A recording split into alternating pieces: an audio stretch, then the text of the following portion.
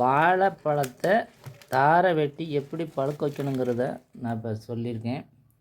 இந்த வீடியோவில் நல்லா ஒரு அண்டாவை எடுத்துக்கோங்க. அதுக்குள்ளே நம்ம வாழை மரத்தோட இந்த இலையவே நல்லா சீவி போட்டு இந்த மாதிரி வச்சுக்கோங்க. இந்த மாதிரி எடுத்துக்கிட்டு அந்த அன்னைக்கு தாரை உள்ளே வச்சு அந்த அன்னைக்கு எல்லாம் முடியணும். சைடில் சுற்றி இந்த மாதிரி இலைகளை வைக்கணும். வச்சு அந்த அன்னைக்கு தாரை தூக்கி உள்ளே வச்சு மூடிடணும்.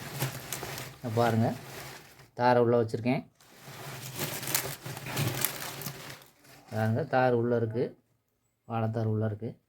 கிட்டத்தட்ட இன்றைக்கி ஞாயிற்றுக்கிழமை வைக்கிறேன் அப்படின்னா ஒரு வாரம் கழித்து அடுத்த ஞாயிறுக்கு இந்த தாரை எடுக்கலாம். முடிஞ்சால் 4 நாள் 5 நாள்லையும் பழுத்துரும். இப்படி சுற்றி நல்லா பிச்சுன்னு வாழை மரத்தோட மட்டைகளை அந்த இலையவே உள்ளே வச்சு இப்படி திணிச்சு வச்சிடலாம். அழகாக பழுக்கும். இது இயற்கையாக நல்லா எந்த சைடு எஃபெக்ட்டும் இல்லாமல், உடம்புக்கு கெடுதல் இல்லாமல், 10 குச்சி கூட பொருத்தி வைக்க வேண்டாம், மூட்டம் கூட போட வேண்டாம். 4 நாள் 5 நாளில் இந்த வாழைத்தார் பழுத்துரும். இந்த மாதிரி பண்ணுங்கள், உடம்புக்கு நல்லது. இயற்கையாக அழகாக நல்லா இனிப்பாகவும் இருக்கும் பழம்.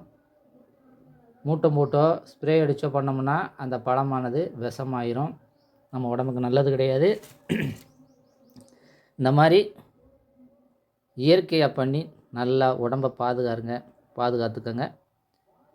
ஒரு அண்டாவுக்குள்ளே போட்டு இலைகளை போட்டு மூடி நல்லா இந்த மாதிரி அமைக்க வச்சுருங்க. நல்லா அழகாக பழுத்துரும். நான் பழுக்கும்போது கட்டாயம் நான் இந்த வீடியோ போடுவேன்.